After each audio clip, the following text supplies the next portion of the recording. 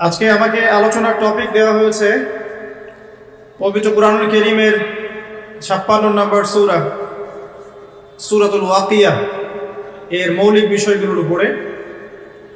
ইনশাআল্লাহ তাআলা আমি চেষ্টা করছি আমার ক্ষুদ্র জ্ঞানে উক্ত সূরার মধ্য থেকে কিছু মৌলিক শিক্ষা সকলের সামনে উপস্থাপন করার জন্য। ওয়া মা তাওফীকি ইল্লা বিল্লাহ আলাইহি তাওয়াক্কালতু ওয়া ইলাইহি উনীব। আল্লাহ পাকের কাছে দোয়া করি আল্লাহ পাক আমাদের সবাইকে যেন আলোচনা শুনে বুঝে আমল করার তৌফিক দান করেন, আমিন।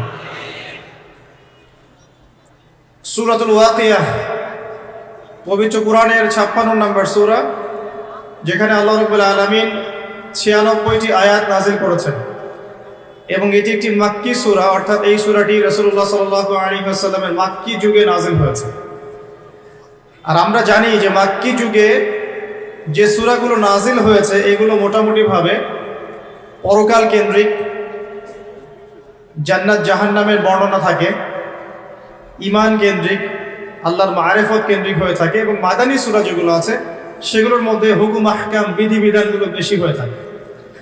সূরাতুল ওয়াকিয়া এমনই একটা সূরা যেটা রাসূলুল্লাহ সাল্লাল্লাহু আলাইহি ওয়াসাল্লামের মাক্কি জীবনে নাযিল হয়েছে।